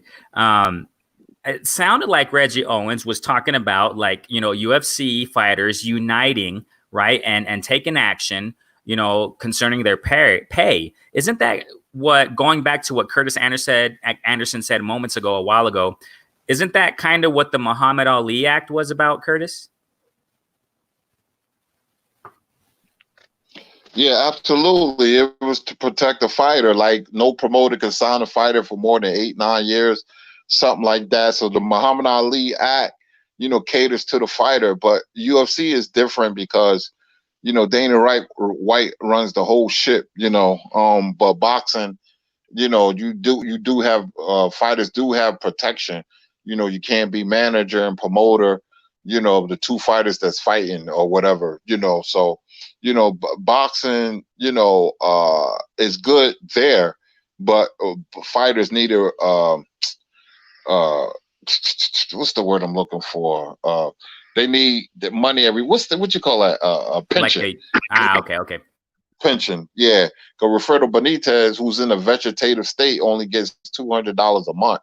You know, he lives in Chicago, and that's terrible, man. You know, you certain states you get a pension. Like I when I was talking to Tim Witherspoon last month, you know, the WBC was giving all his former champions, they gave him like a $10,000 check. Now, 10,000 don't go a long way, but it's better than nothing. You know, so you know, I'm for the fighter, man. You know, because like I said, there's been many horror stories where fighters end up broke. Most of the time, they don't know how to manage their money. So they need somebody to teach them how to invest and manage your money. You know, wrap it up in CDs. You can live off the interest alone. So, like I said, they're the least educated, you know, and if you're getting $300,000-$400,000 a fight and you live in the South, you know, you should, you know, be okay, you know, depending on how lengthy your career is. Like I watched this show with the Charlers are on, they got big houses and 3 or 4 fancy cars. So I just tell them, I wish, you know, you invest your money properly. It's okay to have nice stuff, but be smart and wise with your money. Definitely true. Before I want to get to the comments real quick, because then brothers are commenting there. Man, D-Style just entered the building. Also, salute D-Style. Go subscribe to the brother. Yeah, man. Hispanics causing panic. What is good, brother, man? One love. Thank you so much. Reggie Owens, do you think that we're gonna get to comments after this. Reggie, do you think that some kind of Muhammad Ali type of act can be developed by fighters in the UFC? Is that possible? Yeah, that's what they're pushing for. That's exactly what they're pushing for. Randy Couture speaks. Matter of fact, I put a video with him speaking on what they were what happened in his move towards getting to implement. It's just like a part of language that needs to be added or something. But he's like a serious advocate for it. And a couple of other guys. It's a group, a lot of guys in the UFC that are moving towards. They want Muhammad Ali. I think it's called Muhammad Ali Act MMA or something like that. And the other group that's behind kind of getting this legislation put behind it is like MMA FA or something like that. I follow when they put their stuff on Twitter and stuff. Wow. But yeah, that's exactly what they're moving for. They need a Muhammad Ali Act, and a lot of them want these protections, and they want to be able to see the money. They want to track the money that's out there. And they also, some guys are forming a union. I think the guy who managed Khabib's, the young black guy out of Brazil or somewhere he's from. I can't think his name. I think his last name is like Ali or something as well. But he's formed a collective of fighters where they're organizing into like a union and stuff. But it's to secure other things for them. They need benefits and all type of other stuff. You hear the one sad story is the one dude who carried the UFC for a moment, Tito Ortiz, and you've seen the level of disrespect he got from Dana White. But when this guy had all those injuries, back injuries or whatever, there was no insurance from the UFC. I think the dude speaks about paying all this money out of his own pocket, and he even spoke of stories about the UFC generating whatever huge sum of money. This guy only getting paid like pennies on the dollars from it. May have got like $100,000 or $200,000 from when the UFC may have pulled in like $10 million or something. It's all that stuff is ridiculous when it surrounds these guys. It's bad, but that's the only thing they can go for to protect them, and they want the Muhammad Ali Act. That's exactly what the guys in the UFC wants. And even the Ali Act has to be revamped for boxing, because I don't think it's fully following boxing, because I don't think it's anyone that's ensuring the enforcement of it, or those who may, if they audit, check what's going on in the sport of boxing. I think that's being slept on. Congress has to step back in there again. Definitely, man. Definitely. Before we get into the chat, all right? I mean, just the points are coming out, dude. I mean, yeah, I was kind of thinking that right now in the sport of boxing in particular, you haven't really heard much of fighters reinforcing the Muhammad Ali Act. I mean, do you think, Kurtis, it's also being slept on nowadays? Absolutely. The Muhammad Ali Act, fighters should pay attention to what's going on. They should know the rules. You'll be surprised how many fighters don't know what's going on. You know, it's not as visible as it should be. You know, the promoters are against you. You know, managers are against you. Mike Tyson manager Bill Caton at the time was getting 30% of Mike Tyson's money. You know, that's robbery. That's 30%, and you don't throw one punch. So before, you know, the fighters could get anything in their bank account, man, they getting less than half. The fighter $20 million, he may get 8 if he's lucky. You know, 7 or 8. You know, so you know, I'm for the fighter, but you know, John McClane, you know, was going to reform boxing, but strangely he did about face. I don't know what that was about. The powers that be, because he wanted to be like a federal commission. To see, that's what's wrong with boxing. It needs a federal commission. It's only have state commissions. Hey, Kurtis, I don't want to interrupt you, but talking about this, because that's a point I wanted to touch upon too, but I didn't want it to pass me up. Years ago, Don King, I'm not, the focus is not on Don King, but it's just to bring up this point that years ago, when Don King was promoting, if I'm not mistaken, he was investigated by the FBI a couple times. Why doesn't the FBI investigate on these topics now in the sport of boxing? Well, I don't know. Every time they supposed to, something happens and they look the other way. And like I was saying, you know, John McCain, you know, politician, he was going to look into it, you know, but, you know, promoters don't want that because, like I said, you know, they can do what they want. It's a slimy business. You know, like somebody told me, the boxing business is worse than the drug business. It has no moral basis. It has nothing, no integrity, no nothing. You know, Don King asked yourself, why did he get away with so much? So he must have powerful friends, and they want boxing to stay the way it's been for years because the promoter went. Once you have a federal commission, nobody wants to be policed, you know, and this will help the fighters. But, you know, for some strange reason, nobody never took it upon themselves to correct the wrongs. Wow, man. Wow. Fighters definitely have to stand up and fight for themselves. They pretty much got to fend for themselves, have the right mentor. I think the best, advice, just like what Reggie Owens was saying too, touching upon that topic also, that, you know, the best thing for fighters, they have to have the right people around them, definitely, to watch out for them, you know, to see where the money's going, you know, so that they get the best of their interests, man. So, man, that's some interesting stuff, man. Sad but true, right? Sad but true. And I guess it's true that, you know, Lady Justice, that statue or whatever, she's blindfolded, right? She's blindfolded to these atrocities that happen, you know, behind the scenes and all aspects, you know, of enterprises and companies and, you know, the sport of boxing. Definitely. Right here we have let's go back to Hamza S real quick. It says Holyfield got fleeced by several baby mamas and child support. Wow, these dudes are tricking their money off. Yeah, then expect people to feel sorry for them. Yeah. I mean, everybody has their choices, and sometimes they do, you know, use their money in inappropriate ways, right? And it just gets into the wrong hands. Sadly, I've seen more boxers lose it all, definitely, all rather than go off happily into the sunset. Yeah, man, that's exactly why I want to talk about this. That's exactly why I wanted to bring this point up in this show, man, because it's sad to see so many fighters, man. They're leaving, and they're not leaving into the sunset. You know what I mean? They're leaving with empty pockets, man, and it's definitely sad. Main Man has something interesting to say. What Kurtis was explaining about, also Reggie. Crazy as this sounds, if there was collegiate level boxing programs like NCAA, where education is a factor, you would see much smarter and financially stable fighters. Good point, Main Man. Very, very good point. And that's exactly what is needed. We have boxing, right? We got Reggie Owens, salute, Main Man. Yes, I agree with that. Definitely. We got Main Man again saying De La Hoya ate off Pacquiao for years.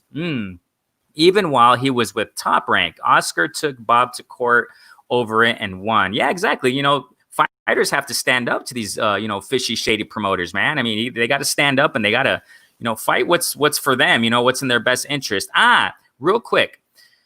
Yeah. Okay. It sounds off, but it does relate. I think what's healthy here for fighters, you know, obviously not every fighter has this privilege. You see it quite common nowadays. Fighters having their fathers as their coaches, as their trainers, being part of the team. You know, you got Leo Santa Cruz, right? You got Devin Haney. I mean, there are several of them. Guerrero, right? Also, you have who else? There are several of them who have their father. Ryan Garcia, also, if I'm not mistaken, his father's with him in the team. You know, I don't know what he does exactly, but you know, you have parents. The father, at least, the father is in the fighters' team. I think that's a really. It's a trend we're seeing. Was that common before, Kurtis? The reason why I bring this up is because that's very important to have. You know, have a family member in the team to kind of look over your shoulder and, you know, see that everything's okay. Was that common in the past, Kurtis, having parents, fathers as a trainer for fighters? It wasn't common, but there were. Joe Frazier was in the corner of Marvis Frazier, his son. You know, Jack Mosley. You know, but it wasn't too commonplace. No, it wasn't. You know, here and there. You had it, you know. Dennis Douglas, he's like a journeyman fighter. His mother is his manager. You know, you didn't have it a lot, you know, but here and there you did have fathers. Trinidad Senior and Trinidad, of course. You know, so you didn't have it a lot, but there was here and there you have fighters and fathers, you know, helping out in the corner. And Reggie, do you think that's helpful, having a father in the corner of a fighter, you know, to look over their shoulder, you know, to be that father figure, to guide them even with finances and all these aspects we're talking about? Hell yeah, I do. Especially if it's a loving father. Because not all parents are loving parents. You get some parents who are only in it, they only see dollar signs with what their children are doing. Some parents are as bad as pimpish as promoters, but if it's a parent that's in a position of loving and caring for their child, and they're ensuring that none of the crooks and snakes are around them, I think it's definitely beneficial. But some parents have to be watched as well, because you hear the Gary Coleman type story. You got sporting parents who are just like those type of parents. You hear about parents in acting. So you see it in sports as well. But when you're dealing with true fathers, like I see Kenny Porter. I ain't with what most people say about Kenny Porter. I think Kenny Porter is a great father. He's doing the right thing by Sean Porter. He's ensuring that his son is treated in the proper way, and that none of these snakes who surround the sport of boxing are in there exploiting Sean. So I think fathers who are tentative and have the best of interest for their children and not looking to profit for their damn selves. Yeah, it's very important, and you're ensuring that you're ensuring the best for your children. But not all parents fit that mold, neither. Very true. That's actually something what D Style said a moment ago. Let's get back to the comments, because he said something around those lines. Main man, right? We read this right here. De La Hoya, Adolf Pacquiao. Okay, let's continue here. We're about to close the show, man. It was a great show today, man. Brusco says the great Bobby Chacon was picking up cans on the side of the highway. Sad, definitely. Oh, Trick Nolte, his device is not connected. He's just getting in. Actually, I was going to mention a while ago that Trick Nolte was running late because he was getting stuck in traffic. Had to do some business, right? Looks like he's barely entering the building. That's all good. So we have here, who heard of Sean O'Malley getting $3,000 off of 1 million? Oh my gosh, merchandising. Oh my gosh, atrocities. UFC has virtual monopoly on MMA. Definitely, man. Reggie Owens saying, yeah, that Sean O'Malley store is cold-blooded. Wow, that story. Oh my gosh. That's horrible. D-Style saluting, right? We'll go down here. Also saluting real quick. Let me just, something important. Maybe you guys can clarify here. There's something that Mayman said a moment ago, but boxing collective bargaining is long overdue, especially for healthcare beyond. Yeah, I mean, healthcare. I mean, that's something that's very important. Do you guys know, Kurtis, and then we'll go to Reggie. Do you know of healthcare in boxing nowadays? Does that even exist? Certain states, they have health care. Not all states, though. Certain states only have health care for the fighters. It's like they got half pensions and health care and insurance. Nothing is not 100% good. That's what Tim Witherspoon was telling me. It depends where you at. When it comes to health care, they don't care about the fighters, man. They really don't. That's why, hey, when I see fighters getting all this money, you may not like it, but to me, man, get all you can get, man, while the getting is good. That's my philosophy on things. Exactly, man. It's so sad that fighters don't have health care. You haven't heard anything about that, Reggie Owens, about fighters having health care nowadays or anything like that?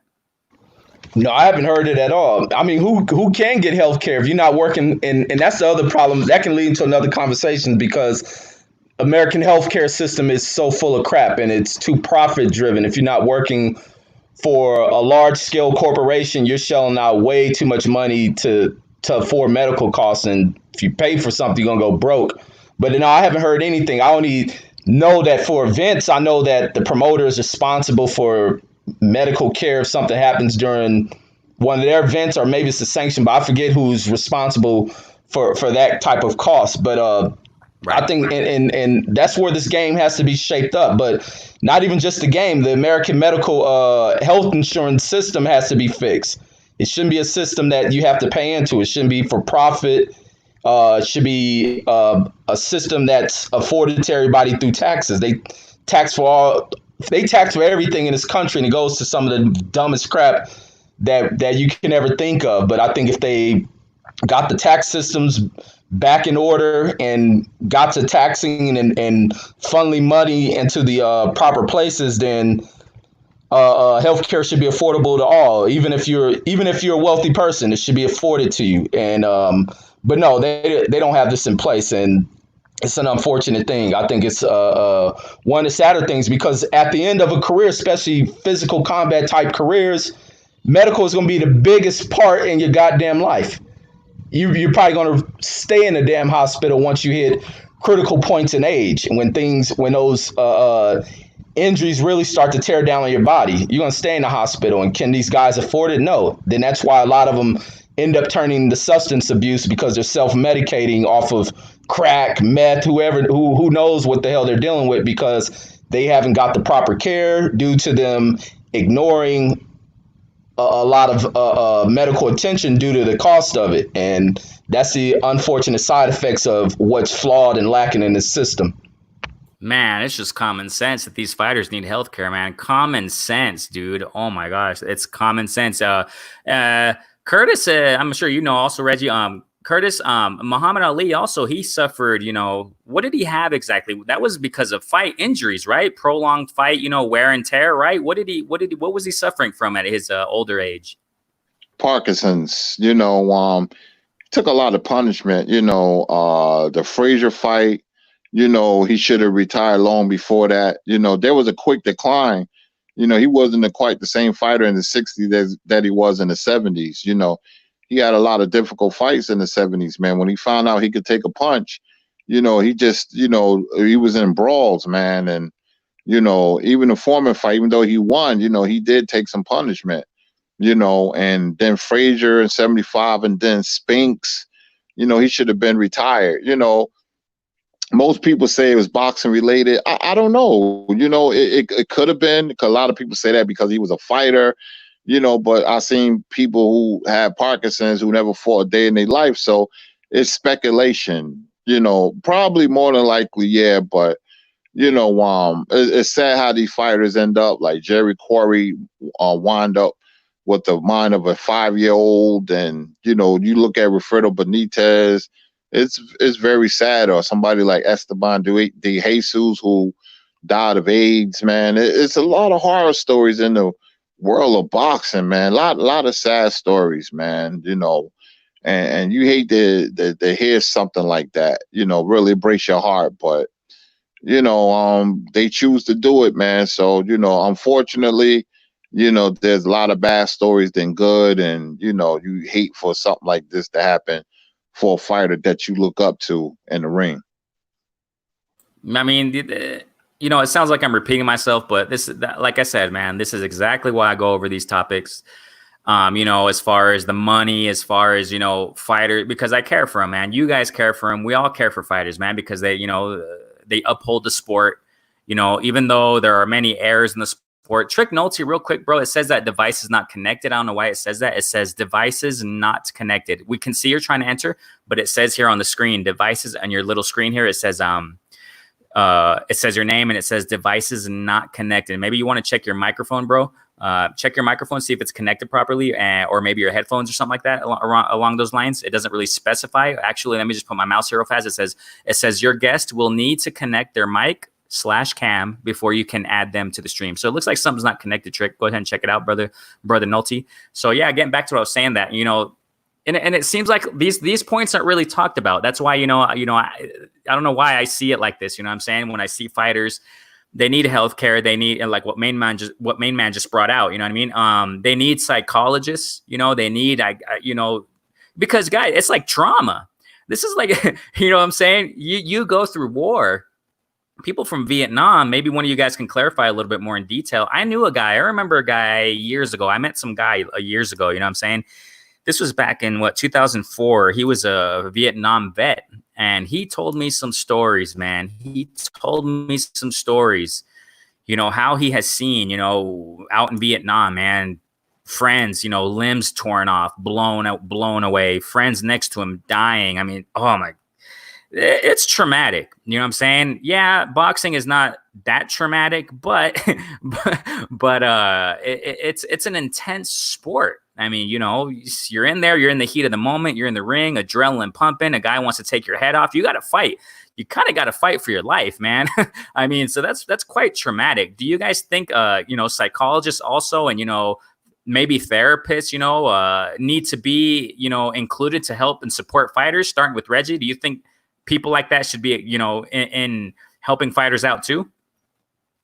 Oh, hell yeah. But even back to your point with with Vietnam, it also points to how this country ignored the seriousness when it comes to health, especially the mental side of health. How they ignored a lot of the situations coming from Vietnam. A lot of Vietnam vets dealt with a lot of traumatic experiences, which affected them mentally. And the country did nothing. A lot, even in World War II, throughout the history of war, you always dealt with what now is defined as PTSD, as being shell shock or being a coward, being being a coward and being in fear of war, but people ignoring the traumatic sides. And even in boxing, people deal with the traumatic effects, being hit in the head. There's going to be trauma. There'll be flashback type moments. You hear fighters taking this shit out on their spouses. Who was I watching the other day? Is that Edwin Rosario, the crazy dude with the tat on his chest, killed his wife? Dealing with those situations, many of these fighters have killed their spouses. Jermaine Taylor, but the whole mental side of things gets ignored. We had the CTE situations that are coming up, but yeah, we just so flawed medically when we're such an advanced world. Medically, the world is advanced, but politically or system-wise within the government controls, we're flawed because everybody thinks about the fucking money, about what they can put in their pocket, when that should be something that's what is the word? An entitlement to people. Medical should just be entitled, should be given. Doctors should be paid well off. It shouldn't be other people. Matter of fact, the medical industry is just like boxing. Doctors are hoes to the damn medical insurance companies. Here are people that are profiting who ain't went through one bit of medical school, don't get their heads bloody, don't cut through none of that shit, but they're the ones who set the pricing and approve on what can be done within that system, and that's BS. And then that's something that has to be broken away. But yeah, I don't know.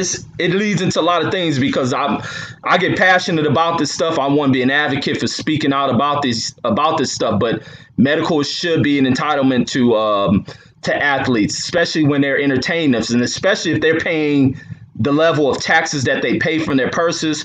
They should be entitled and guaranteed into having set asides for medical benefits. And especially then looking at, I forgot to add one more person that pimps them out their pockets, is the ones who get ranked and these sanctioning bodies pulling away from them. For what? To make a fucking cheap ass belt? It's bugged out. But yeah, they should be entitled to medical benefits, because nothing worse than watching these dudes scrum for change just to try to live their life because they're dealing with stuff medically. Because down the line, Especially you hear even Floyd talks about what happened in his career. He started to have a breakdown. That's a physical breakdown. Now, how much more does his body begin to break down as he ages? And you see that with all old fighters. You look at who I seen. I seen Tommy Hearns. You look how broken down he is as he begins to age through the great events he has put on for the sport of boxing. You see the same thing with James Toney, Holyfield. A lot of things are diminishing for these guys. And just think of the pain. Even think of the pain when I heard the story of Earl Campbell's situations. But I think the NFL has done a job of taking care of them, which I can salute them for providing stars with medical benefits if that's the case. But these dudes are going to go through a level of trauma that early on you don't see, but as time goes on, because we ignore the fact of what goes down when people age. And I think senior care, not even when you're in your senior age, but I'll just put in anything in the 40s when looking at it as senior care. A lot of people begin to ignore that. The body goes through some dramatic changes and shit as you slowly gear yourself towards your final fate. Once you're born, you just here to die, but you're getting closer to it, and the body begins to return itself to infancy. So it's gonna start to break down, and people ignore too much of that shit. But that's all I got on that. Wow, man. Wow. Great information, man. Great input. Brother Kurtis, what do you think about that? The psychological trauma that fighters go through, man. And what do you think they need to help them as far as the psychological aspect also? Well, let me tell you some horror stories. Bobby Chacon's wife wanted him to stop fighting, so she took a shotgun and blew her own head off. Mitch Halpern, the referee to Tyson Holyfield, he shot himself. He committed suicide. Billy Collins was an Irish fighter who fought Louis Resto, and Panama Lewis' idea was to take the patterns out the gloves so he couldn't fight again. So he drove his car into a ditch and killed himself. That was suicide as well. Fighters need psychological evaluations, just like, somebody has a stressful job, a Vietnam vet, anybody, a cop or whatever, or anybody who go through a stressful, has a stressful job, a fighter, say like he has a disappointing career, he can't do nothing else, he needs help, man. He might resort to violence or whatever. Carlo Monzon was like that. He killed his wife, he threw her off the balcony. He needed help. They need help, and boxing doesn't help because it's a gladiator sport. It puts you in the mindset, well, I want to destroy this guy in the ring, but when the fight is over, they still have that mentality out the ring. You know how many women suffered. Even my favorite fighter of all time was a woman beater, Sugar Ray Robinson. I hate to say it, but it's true. These guys are like, they need somebody to talk to, a shrink. They do. They don't be right. You're a fighter. Your job is to beat a guy to a pulp. So psychologically, many fighters can't, pull themselves away from the ring when the fight is done. So it cuts deep, man. So I truly believe that they just need somebody to talk to, a doctor. It could be therapeutic. It can relax them mentally. And you hate to see that from fighters that suffer so much. They become like real mean and nasty, and beating up on women. Esteban de Jesus got into a traffic dispute. He shot somebody in the head. And then his tragic life, he was let out early, and then he died of AIDS. So just imagine what they thinking and going through, man. The mood changes. So boxing is a young man sport. I hate to see guys fight past their age. That has something to do with it because their body breaks down. Sugar Ray Leonard, Julio Cesar Chavez Sr. are the lucky ones because they're functioning. It depends on your genes too. I mean, look what the punishment Chavez took, and it's like he was a school teacher or something. Same with Sugar Ray Leonard. They're lively. Sugar Ray Leonard still jumps rope. So those guys are lucky. But like when you look at Riddick Bowe and Tommy Hearns and guys like that, man, they look like they've been ran over by a car and barely functioning. So, yeah, I want them. I wish they had health care so they could talk to people. My gosh, those are some horrible stories, man. Horrible stories.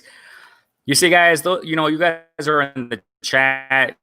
Maybe you guys know some people. I remember some time ago when I was, a guest on D-Style Boxing. Thank you so much for that invitation, brother, on Hispanics Causing Panic show, where Teofimo Lopez Sr., Teofimo Lopez Jr.'s father, he commented to me, well, apparently he heard the show, and I didn't expect something like that. He commented on something I had to say.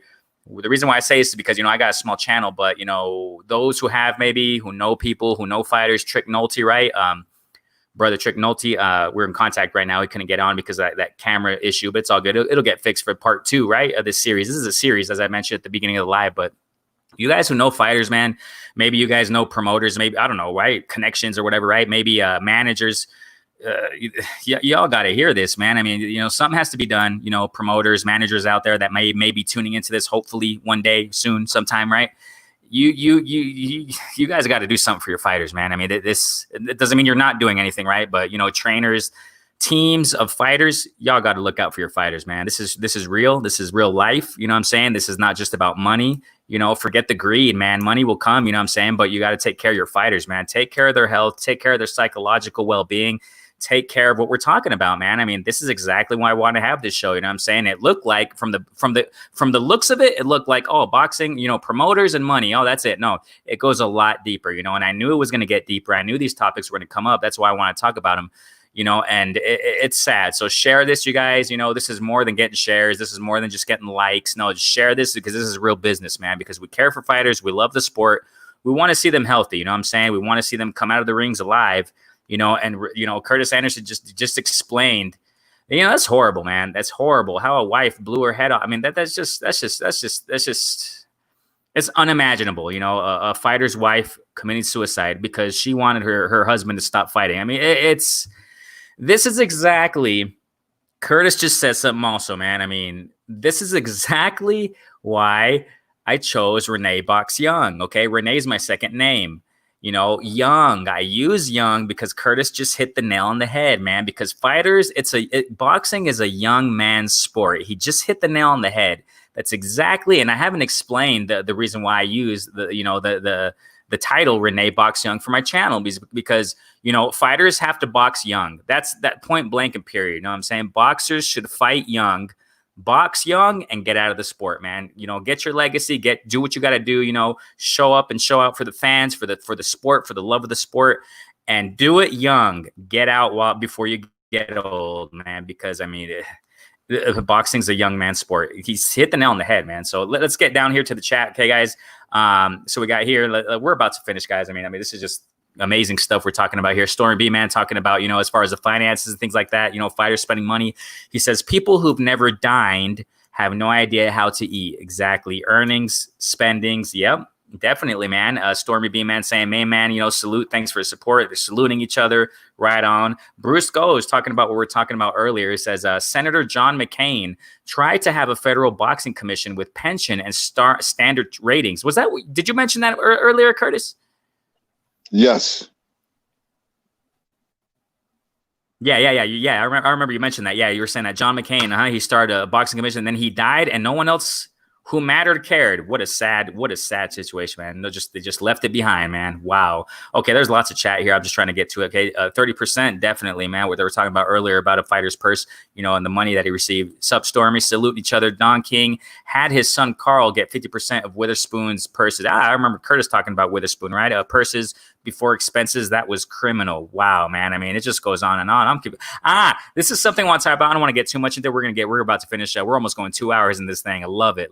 D-Style Boxing said, I'm confused. This was about what Main Man said a moment ago. How De La Hoya eat off Pac's table. I didn't understand that one. Maybe main man, if you're still here, maybe you can clarify that one. So it says De La Hoya never promoted Pac. Yeah, exactly. I was kind of confused on that one. So sometimes family steals from you. Yeah, exactly what we were talking about earlier, as far as parents or a father, being a trainer or what have you, a mentor to his son or daughter. Obviously, there are women fighters. So sometimes family steals. You got to watch out. Just like Reggie said that a moment ago too. Best thing you can do is take care of your own. Yeah, take care of your own, man. Fight for your own. Look at the Mayweather. Talk about sweet and sour. Yeah, B-Hop managed himself. Yeah, I mean you got independent fighters. You got fighters who are free agents. They have their own promotional companies. You got Devin Haney Promotions, right? Obviously Mayweather did it. So there are people. If I'm not mistaken, Andrade, but no, he's tied up to Hearn, man. Unfortunately, but anyway. So this style ain't that sad. True. Yeah. Okay, so we got here, smash the like. Yeah, thank you so much, man. Thank you so much, Reggie. Yeah, smash the like button, everybody. If you even feel like you want to support, go ahead. There's a PayPal account right there. You can go ahead and support. Feel free to support. You got D-Style. So yeah, Main Man's responding. Here we go. Main Man responding to, I knew he was going to answer. He said, Bob and Oscar reached an agreement to eat off Pac until 2012, huh? Wow. And then Oscar, wow, interesting stuff. Have y'all talked about those photos of Tyson Fury's glove with removed padding that surfaced recently? Renee Box-Young. I remember. Hamza, we didn't talk about it specifically in this show. It was like, brushed up upon, but I don't know if you remember, Curtis, we did a live and we talked about the cheats. We talked about cheating historically also, and Curtis broke that down. Go check it out, bro, Hamza. We have a live specifically on that, and it's about that. It's about cheating and historically how people cheated, and we talked about Tyson Fury's glove and stuff like that. Yeah, so go check it out. I forgot what it's in the channel. I forgot which live it was with Kurtis Anderson. So we got D-Style here. Well, Pacquiao signed with both, bro. He messed up. Yeah, I keep it clean, right? He messed up. He's accepted advanced money from De La Hoya. Wow, all that stuff. I didn't know about that. That's pretty much what happened, right? Cursor once again saluting to D-Style. That's what's up. Stormy B-Man right here. Main Man D-Style boxing probably took advantage of Pacquiao not having a true understanding of an agreement. This happens often with athletes. Yes, definitely. El Babo, salute, bro. Salute, man. Thank you so much for joining. Drop the link to what exactly El Babo. Maybe you can clarify that. Maybe it's what they were talking about. Salute. Thank you so much for tuning in, man. So I mean, it goes on, guys. I mean, we're gonna finish this out. Thank you guys, everybody, so much. Oh, this is Trick Nolte at the end, right? You didn't get the situation cleared up, right? It says with your phone, but I talk to fighters every week, pretty much, and the stories I have heard are unbelievable. Oh, definitely, man. Trick, we're gonna get on that. What we talked about earlier about fighters, right? Yeah, we're gonna get on that, bro. We're gonna set up some shows for that. Gerald McLennan was set up to lose to Nigel Benn. Wow. So yeah, Trick Nolte, we're gonna get on that, man. What we're talking about. This is why I speak with old fighters. Carl King is worse than his father. Man, I've seen that show. I was referring to photos that surfaced this week. Renee Boxing. No, bro. I don't remember. I don't think I have seen that. But. Okay, guys, any last words? Reggie Owens. Remember, anybody who hasn't subscribed to Reggie Owens, go check him out. Boxing Conversations with Reggie Owens. I'm just going to put it right here in the chat, right there. Bam. You can find it like that, his channel. Reggie Owens, any last words before we conclude? We're almost 2 hours into this amazing, man, live. I loved it. Any last words, bro? No, damn, that went by pretty quick, man. Thanks for bringing me on, man. I enjoyed the conversation, man. And also being on here with the OG, man. Great conversation, man. Great talking points. Just more to think about, man. More to think about, because it's a vast sport. There's many aspects to cover, many aspects to look into, and looking at just what these guys have to go through and endure when it comes to them putting in work and what they're not being compensated properly with. And I think that's just a sad perspective when it comes to this game. And you'll learn it hearing some of the atrocities that these old age fighters have to deal with. But man, thanks for having me on. Definitely, man. An honor to have you, Reggie Owens. And like I said, man, this is part 1. We're going to continue this series about once every 2 weeks. It just depends on the timing of all of us. So yeah, I definitely want to continue this series, as I talked about in the beginning of the live. So yeah, you're going to expect more of this, guy. It's going to be great stuff. Same team, Kurtis Anderson, Boxing Conversation with Reggie Owens. Also, Trick Nolte, he just had little issues with his phone. It's all good. It'll get fixed.